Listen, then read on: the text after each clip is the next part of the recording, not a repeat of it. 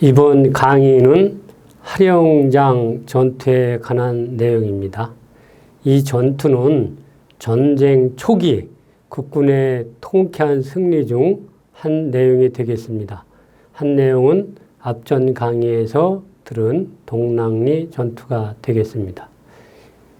이 내용은 육군 군사연구소에서 발행한 6.25 전쟁이 되겠습니다. 저는 신안대학교 군사학과장 형성우 교수입니다. 전 26사단장을 역임하였습니다. 자, 섭네임이 포로와 하령장 전투입니다. 왜 포로를 섭네임에 포함했는지 여러분들이 이 강의를 들으시면 이해가 되실 겁니다. 자, 우측에 있는 포스터 같은 내용은 이 하령장 전승기념관에 있는 포스터입니다. 좀 내용을 살펴보면요. 6.25 전쟁, 그 승리에 초석이 된 5일간의 기적, 하령장 전투 이렇게 되어 있습니다. 자, 그러면은 이 5일간의 기적에 대해서 살펴보도록 하겠습니다. 자, 6.25 전쟁을 큰 틀에서 본 내용입니다. 자, 북한군이 남침 이후 파죽지세로 남하를 합니다. 그래서 6월 28일은 서울에 점령을 하고요. 7월 3일에는 한강선을 돌파하고 충북 음성 일대로 진출하는 것은 7월 5일경이 됩니다. 이때 국군의 상황은 춘천의 6사단을 제외하고는 전 지역에서 연패를 하게 됩니다. 그래서 이제 지부에서는 부대 개편을 하게 되는 것이죠. 그래서 7월 5일에 1군단을 창설합니다. 이때 수도 1, 2, 4단을 이하부대로 하고요. 2군단은 7월 15일에 창설합니다. 이때 이하부대는 6사단, 8사단입니다. 자, 계속해서 북한군 2군단은 중부 지역으로 신속히 남하를 합니다. 이 진천 방향으로는 2사단이, 음성 방면으로는 15사단이, 충주 방면으로는 1사단이 이렇게 남하를 하고요. 이때 6사단 7연대는 동랑리에서 17연대는 하령장에서 북한군 3개 연대를 섬멸하는 이러한 국면이 되겠습니다. 이러한 국면을 좀 요도로 이렇게 표시를 해봤습니다. 자, 북한군 2군단은 중부 지역으로 신속히 남하를 하는데요. 보라색으로 표시가 되어 있는데요. 2사단은 진천 방면으로, 음성 방면으로는 15사단이 이렇게 하고요. 충주는 1사단이 이렇게 녹색 선으로 이렇게 진출을 하게 되는 것이죠. 이때 이제 동랑리 전투는 6사단 7연대가 북한군 1개 연대를 경멸한 상황이고요. 그럼에도 불구하고 계속 이 15사단이 남질합니다. 그래서 독립 7연대가 하령장 일대에서 북한군 2개 연대를 섬멸하는 그러한 내용이 되겠습니다. 자, 이 하령장 전투는 1950년 7월 17일부터 7월 21일까지 5일간 육pon직할 17연대가 상주 하령장 일대에서 북한군 15사단 2개 연대를 섬멸한 전투입니다.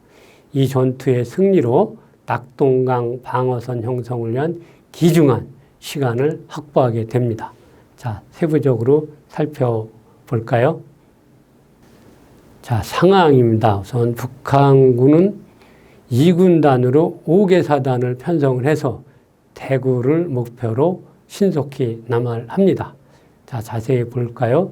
동측, 12사단은 중령, 안동으로 이렇게 볼까요? 12사단은 이렇게 해서 방향으로, 그 다음에 8사단은 풍기, 예천 방향으로 이렇게 공격을 남하를 하고요. 1사단, 13사단, 그러니까 1사단, 1사단, 13사단은 이렇게 해서 분경 쪽 방향으로, 충주 방향으로 공격을 하고요. 이제 15사단이, 중앙에 15사단이 쭉 해서 이쪽으로 해서 음성 화령장 방향으로 이렇게 공격을 하는 상황입니다. 자, 이때 국군 17년대는 1군단의 배속이 돼서 보은 일대에서 전투 중에 있었어요. 그런데 북한군 15사단이 동랑리 전투에서 48년대가 이제 경멸했잖아요. 그럼에도 불구하고 북한군이 병력을 보충 후 하령장, 상주 방면으로 진출을 시도하는 그런 상황입니다. 이때 이제 육군본부에서는 이 독립 17년대를 2군단에 배속 전환 후 이 15사단을 차지하라는 그러한 명령을 내리게 되는 그러한 상황입니다. 자, 당시 작전 환경을 살펴보면요. 화량장 일대는 행격실 능선으로 이 방자가 유리하겠습니다. 특히 보시면 화량장 일대의 구병산 877고지, 봉항산 740고지가 이렇게 위치하고 있고요. 도로망은 부분적으로 발달되어 있습니다. 특히 977번 도로, 계산, 하령장, 황간을 연하는 도로가 이렇게 부분적으로 발달이 되어 있습니다. 계산에서 977번이요. 이렇게 해서 하령장, 황간 방향으로요. 네. 또 그 일대에 있는 이안천은 얕은 수심으로 도섭이 가능하겠습니다. 그래서 보시면은 이안천이 이렇게 있죠. 이안천이 이렇게 북에서 남으로 흐르다 이렇게 합류가 되는 상황이고요. 작전 기간은 그 7월 달이니까 장마철로 폭염이 지속되고요. 이때 특히 이 산악 지형이라 이제 조석으로 아침 저녁으로 이제 안개가 이렇게 좀 다소 있었던 것이죠. 그래서 이러한 안개는 피하간의 기습에 이제 유리한 그런 환경 조건을 만들어주게 되는 겁니다.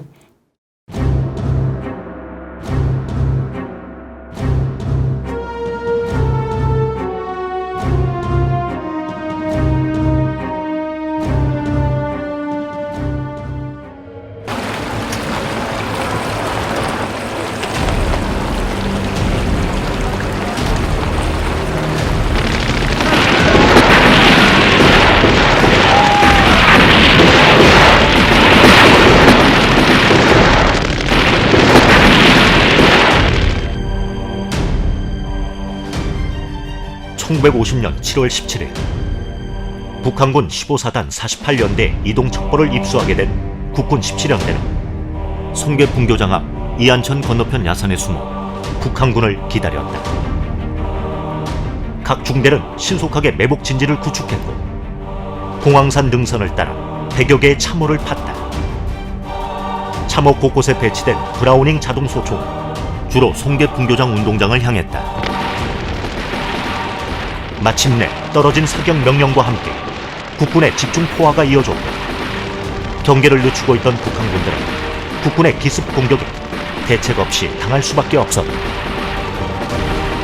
이날 상공리 전투에서 국군 제17연대는 적군 250명을 사살하고 포로 30명을 생포했으며 군수품과 통신 장비 등을 노획한 반면 아군은 거의 피해를 입지 않은 대승을 거두었다.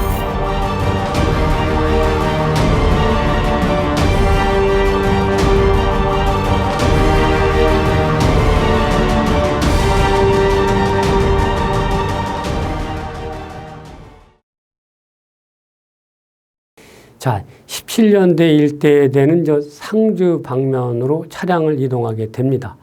이때 이제 주민신고를 접수해서 북한군 1계대가 상주 방향으로 이동을 하고 있다. 보시면 이렇게 여기 있죠. 상주 방향으로 1계대대가 이동하고 있다. 이것을 이제 주민으로부터 접수를 받은 것이죠. 그 노인이 이제 이렇게 신고하는 내용입니다. 나는 중달에 사는 엄복립이요. 어젯밤에 북한군이 밤새도록 우리 마을을 지나 상주 쪽으로 내려갔는데 나는 지금 신고하러 하소지소로 가는 중이요. 라고 이제 말을 했다는 거죠. 대대장한테. 그러나 이 대대장 신고를 받은 대대장은 계산, 화령장, 상주를 연결하는 977번 도로가 있는 것을 모르고 있었어요. 그래서 이제 노인을 의심했으나 이제 대대장이 인근 하소지사장에 가서 확인해 보니까 사실임을 확인하게 되는 것이죠. 그래서 17년대 일대 대장은 이 화령초등학교, 요 화령초등학교 일대에 도착해서 그 주민신고로부터 받은 후에 정찰을 하게 됩니다. 이때 정찰을 갈 때 지역의 청년단장의 안내를 받아서 중대장과 경계병을 대동하고 이쪽 상달리, 하달리 이쪽 일대로 이동을 합니다. 이 정찰 중에 북한군 연락병, 자전거를 타고 가는 연락병 1명을 생포합니다. 그 1명은 이 상주 방면으로 진출한 대대장이 후속하는 48년대 연대장에 이제 보내는 전령이었다는 것이죠. 그래서 이 전령으로부터 차후 휴식 장소를 이제 파악을 하게 되는 거죠. 그래서 북한군의 휴식 예정지가 바로 요 송계 초등학교 일대가 된다는 것을 알게 되는 겁니다. 그래서 이제 이 대대장은 1중대, 2중대, 3중대를 요 일대에 이렇게 배치를 하게 되는 거죠. 시간적인 상황을 보면 07시에 7월 17일 07시에 화령장에 도착을 해서 화령초등학교에 도착을 해서 정찰을 하고 그 북한군한테 생포한 내용을 토대로 해서 송계초등학교에 직결하니까 이 일대에 매복진지를 7월 17일 14시에 이렇게 편성을 완료하게 되는 것입니다. 자, 그래서 이때 이제 대대장의 지휘관의 고독한 결심이 있는 상황이 됩니다. 이 대대장은 이때 상주로 간 일개 대대를 공격할 것이냐, 아니면 후속하는 연대 -1, 그러니까 연대 주력을 공격할 것인가, 여기서 결심을 해야 되는 국면이었죠. 그러나 여기 일대 대장은 연대의 주력을 공격할 것으로 결정합니다. 그렇게 매복을 하고 기다리다 보니까 북한군 48년대, 그러니까 일개 대대를 결한 연대 주력이 16시경에 이제 송계 초등학교에 도착을 해서 저녁 식사 준비를 하고 또 목욕을 하고 또 일부 병사들은 그 운동장에 사총을 하고 이렇게 휴식을 하게 되는 것이죠. 근데 이미 매복을 하고 있었으니까 이러한 상황을 그 17년대 일대대 병사들은 다 보고 있었던 것이죠. 그래서 대대장은 이 인원들이 흩어져 있으니까 요 저녁 식사 시간에 이렇게 직결할 것으로 판단이 되는 19시 30분에 이제 기습하기로 결정을 하는 거죠. 그래서 직결 시간에 기습을 합니다. 그 시간이 19시 30분이죠. 이렇게 해서 사살 250명, 포로 30명, 이 박격포 등을 도입하게 되는 것이 이 상곡리 전투가 되겠습니다.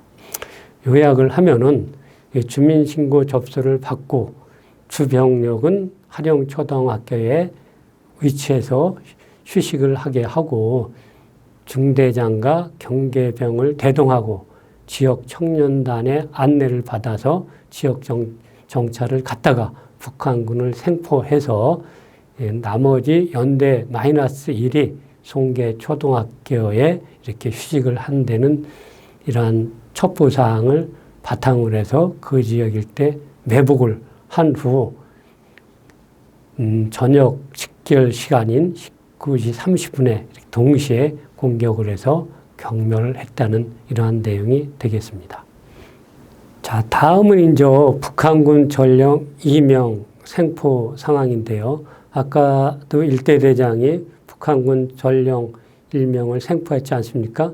그때는 48년대 선두대대에 갔던 따라갔던 전령이 이제 연대장한테 와서 보고하는 상황이었고요. 자, 이번에 이제 북한군 전령 2명을 생포하게 되는데요.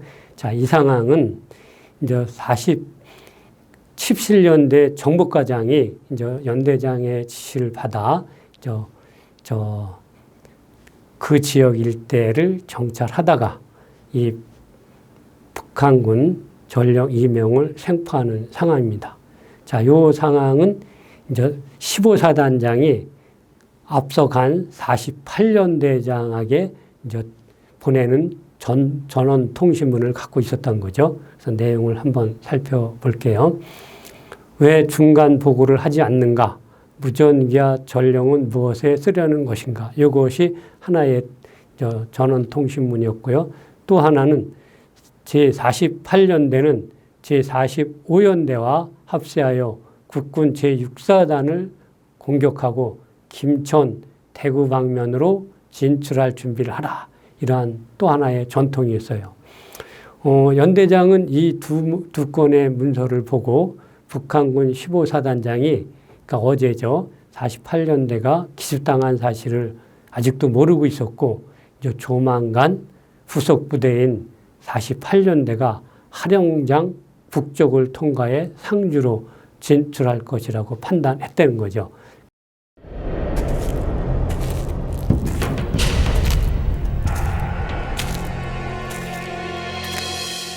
1950년 7월 18일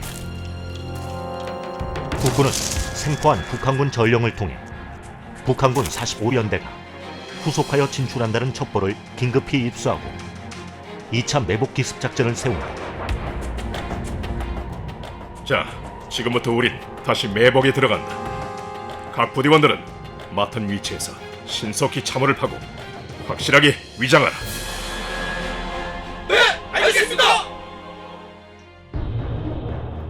다음 날 19일 국군 제17연대는 동간리 삼거리와 하송리 사이의 산악지대에 진지를 구축한다. 경계 초소 보고합니다. 적의 보급대로 추정되는 북한군이 갈령제를 넘어오고 있습니다. 매복 중 북한군의 보급 부대를 발견하고 기습하여 소탕한다. 이후 다시 7월의 무더위를 견디며 매복 진지에서 밤을 지새우지만 북한군 후속 부대는 모습을 드러내지 않는다. 긴장과 초조함 속에서 적군을 기다리던 21일 새벽, 이안천에서 피어오른 짙은 안개 너머로 정막을 깨는 인기척 소리가 들려온다. 드디어 미확인 병력의 움직임이 포착된 것이다. 그러나 안개가 짙어 저들이 적군인지 아군인지 구분되지 않는다. 하지만 상부에 보고할 시간이 없어. 어떡하지? 17연대 이 대대장 송오림 소령은 안동으로 가기 위해 국군 1사단도 이 지역을 통과할 것이란 통보를 받은 뒤였기에 고민 끝에 결단을 내린다. 저들은 배낭을 메고 손수레 기관총을 가지고 있는 것으로 보아 적이 틀림없다. 사격 개시! 공격 개시를 알리는 오성 신호탄과 함께 동간리 전투는 시작됐다.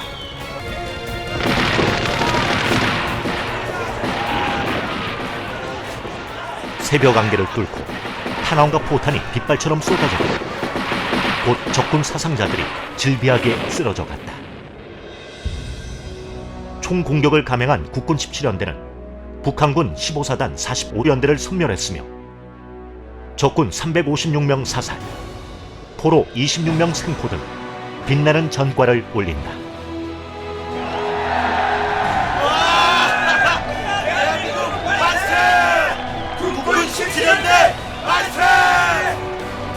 대승을 거둔 국군 17연대는 전 대원이 1계급 특진하며 무적 불패의 신화를 남긴다. 자, 북한군 연락병 2명을 7월 18일 12시 30분에 이렇게 생포했잖아요. 그 연대 정보과장이요. 그래서 이제 그것이 그 내용을 이제 연대장이 확인하고 북한군 15사단 45연대가 이제 후속할 것이라구나 이런 것을 이제 확신하게 되는 거죠. 그래서 이제 독립 17년대장은 동간 일대 매복 후 기습을 지시하게 됩니다. 이때 이대대는 이제 하령장 북쪽 동간 일대에 매복을 하게 되는 것이죠. 그 시간이 7월 19일 13시입니다. 그래서 매복 상황을 보시면은 자, 5중대는 그러니까 2대대의 5중대는 차지점에 그다음에 6중대는 이 일대에 7중대 -1은 차지점에 배치를 하고요. 1개소대는 차지점에 배치를 해서 적을 섬멸하기로 이렇게 결정을 하고 있는 것이죠. 자, 그런데 그 매복을 실시하고 2일이 지나도 이제 북한군이 오지를 않는 거죠. 45연대가 와야 되는데 그래서 많이 이렇게 기다렸으나 결국 45연대가 7월 21일 05시 30분경에 이제 이쪽에서 선두가 내려오는 상황을 이제 인지를 하게 되는 것이죠. 그래서 이 17년대 2대 대장은 45연대 선두가 차지점까지 오고 그래서 그 연대 병력 전체가 요 동간 일대의 매복 지역 전사면 지역에 이렇게 위치할 때까지 1시간 동안 기다렸다가 06시 30분에 일제히 기습 공격을 하게 되는 것입니다. 이때 이제 일전에 그 작전 지역에서 말씀드렸다시피 산악지형이라 안개가 있었다는 거죠. 그래서 안개가 있었기 때문에 05시 30분, 06시 30분 요 시간대에 아주 기습을 당하기에 아주 좋은 상황이었다는 거죠. 그래서 이러한 전투를 통해서 사살 356명, 포로 26명, 박격포 등을 노획하게 되는 것입니다. 자, 그래서 이 사항도 다시 한번 요약을 하면은 이러한 내용이죠.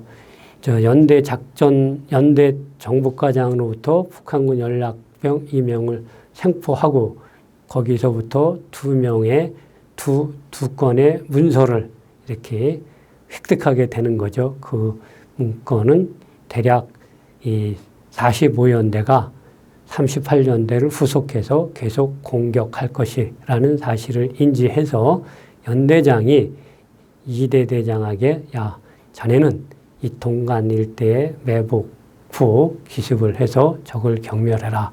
이런 상황이 진행이 된 거고요. 그러나 2일을 기다려도 안 오다가 이 1차에 한 05시 30분 그러니까 7월 20일 아침이죠. 선두가 도착했으나 1시간 동안 기다려서 그 45연대 전원이 매복 진지 앞에 왔을 때 한 50m 이렇게 되는 거죠. 일제히 공격을 해서 경멸한 이런 전투가 동간리 전투입니다. 이때 이제 송어림 소령의 이제 증언인데요. 이대 대장. 나는 청주 고운리 전투에서 80여 명의 병력을 잃은 충격과 나 자신이 차량 전복 사고로 인한 전신 타박생 때문에 싸울 의욕이 없었다. 그래도 이 참모들의 부축을 받으며 지향 정찰 중 동간리 계곡을 보는 순간 적이 이 안으로 들어서기만 하면 일개 연대 병력 중은 문제없이 경멸시킬 수 있다는 자신감이 생겼다. 이런 거죠. 이래서 이제 매복을 해서 2일간의 기다림 속에 일개 연대를 이렇게 경멸하게 되는 것입니다. 네. 자, 이번에는 이제 국군 17연대의 복수전 이렇게 정해 봤어요. 이것은 이제 개전 초 옹진반도를 담당했었는데요. 17연대가 10배 이상의 북한군 공격으로 후퇴를 하게 됩니다. 그래서 이제 보시는 사진들은 옹진반도의 17년대 장변들이고요. 좌측 사진은요, 우측 사진은 저 옹진반도에 진입하는 북한군들이 되겠습니다.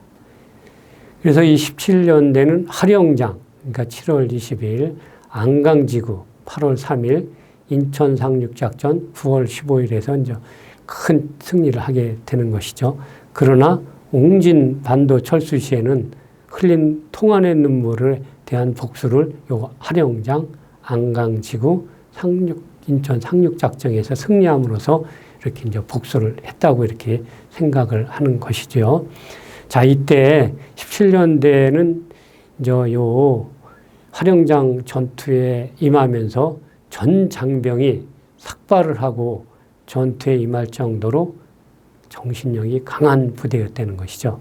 그래서 적과 싸워 패한다면 이 산중에 들어가서 유격전을 감행해야겠다 이렇게 하고 서약까지 하고 이러한 불타는 적개심으로 이렇게 전투를 했다는 것이죠.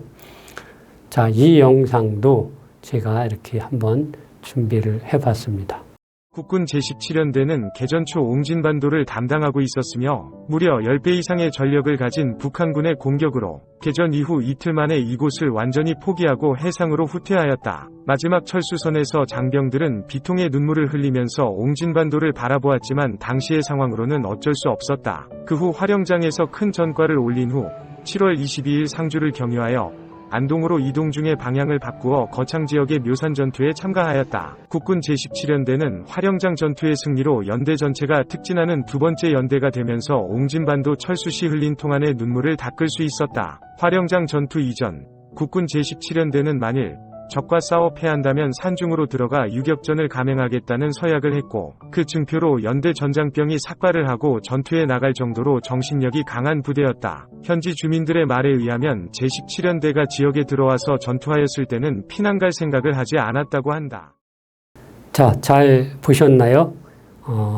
마지막 부분에 보면은 화령장 전승 기념관이 있는 위치가 지금 나오는데요. 그 위치가 현재 유교 당시 송계 초등학교가 있던 자리라고 합니다. 네, 의미가 있습니다. 네. 평가 및 교훈입니다. 자, 이 화령장 전투의 승리는 낙동강 방어선 준비 시간을 확보하게 됩니다. 그것이 5일입니다. 5일. 그래서 이제 북한군은 상주, 대구 일대로 이제 진출하던 작전 계획을 실패하게 되는 것이고요. 이 당시 국군 17연대의 승리 요인을 좀 살펴보면은 주민신고 등 민간군의 긴밀한 협조를 이렇게 들 수 있어요. 그래서 그 노인의 그 주민신고 내용과 또 그 지서의 협조사항, 그 다음에 이제 그 청년 당원들의 이제 협조, 그러니까 청년 당원들이 아무리 해도 그 지역에 아주 그 지역을 잘 알고 있으니까 그 처음 위치한 그 지역의 처음인 이러한 대대장들에게 지역 정찰을 이렇게 제공해주고 안내를 했다는 것이죠. 또한 우측 사진에서 보시면은 그 주민이 국군 장병에게 이렇게 식사를 제공해주고 뭐 이러한 제반 사항이 민간군의 긴밀한 협조가 있었기에 승리가 가능했던 것이죠. 또한 지휘 간의 적시적절한 지휘 조치와 전장 군기 유지인데요. 자, 지휘 간의 적시적절한 지휘 조치는 1대 대장도 그렇고 2대 대장도 그렇고 지휘관으로서 고독한 결심을 그 짧은 시간에 정확히 잘 했다는 것이죠. 그래서 그러한 내용이 결국은 전승의 요인이 되었다. 또한 병사들의 전장 군기도 중요했다고 봅니다. 이때 매복을 하면서 조용히 적의 행동을 감시하면서 50m까지 이렇게 지근거리까지 유도하면서 전장 군기를 유지하면서 일시에 일거에 공격을 해서 적을 경멸했다는 것이죠. 이것은 평상시에 교육훈련이 되어 있지 않으면 어려운 상황입니다. 또한 투철한 사명경과 자신감이 승리 원동력이 되었다. 이 17년대 장병들은 그 옹진반도에서 그 통안의 철수를 끝끝내 가슴속에 새기면서 언젠가는 내가 이것을 복수를 하겠다. 그러한 불타는 전투 의지가 있었기에 그것이 승리의 원동력이 되었다. 이렇게 보는 것입니다.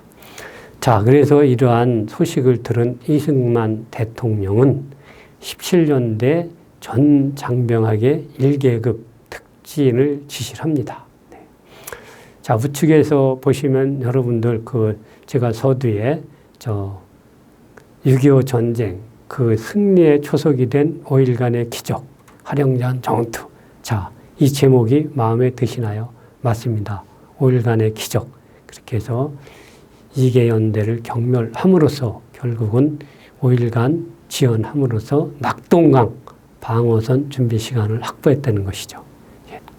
자, 이번에는 사진으로 보는 당시의 전투 현장입니다.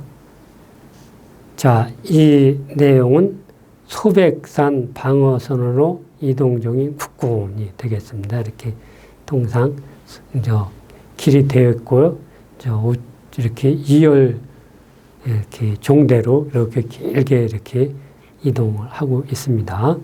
다음 대구 방면으로 이동 전 직결 중인 북한군인데요.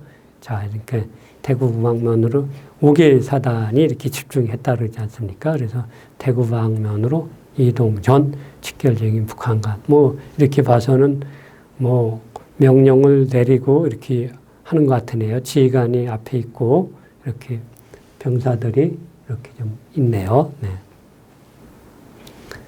자, 다음은 하령장으로 이동적인 북한군. 자, 보시면은 뒤에 이렇게 집차도 타고 오고 이렇게 그랬네요. 저기는 집차 정도 탈 정도면 좀 계급이 대대장 정도 이상은 되겠죠. 이렇게 공격하는 장면이고요. 이들은 이때까지 자기들이 기습 공격 당한다고는 생각을 못 했겠죠. 자, 다음은 공격 중인 이 국군 병사들이네요. 다음은 국군에 생포된 북한군의 어린 병사들인데요. 이렇게 보시면 참 되게 어립니다. 머리는 다 이렇게 아주 짧게 잘랐네요. 네. 자, 다음은 하령장 전투 재현 행사입니다. 어떤 때는 그 상주 공설운동장에서도 크게 하고도 있습니다. 저도 한번 이렇게 그 행사에 참가한 경험이 있습니다. 자, 이것도 화령장 전투 재현 행사 이렇게 본데요. 이도 보면은 이렇게 이 상황 묘사를 볼 건데 아마도 동간이나 상곡리 전투에서 매복을 이렇게 하고 있다가 일개 연대식을 섬멸한 그런 모습에서 이렇게 승리의 한호를 이렇게 하는 모습을 재현하는 것 같습니다. 네. 기분 좋은 모습이죠. 이렇게 머리에 이렇게 다친 병사도 있고, 팔하고 머리까지도 이렇게 다쳤는데요. 그럼에도 불구하고 승리를 만끽하고 있는 장면인 것 같습니다. 네. 다부당 전투는 다음 강의에 시작을 하게 되는데요. 이전에 상주시청 관계자분께 아주 귀한 영상을 흔쾌히 이렇게 제공해 주심에 다시 한번 감사를 드립니다.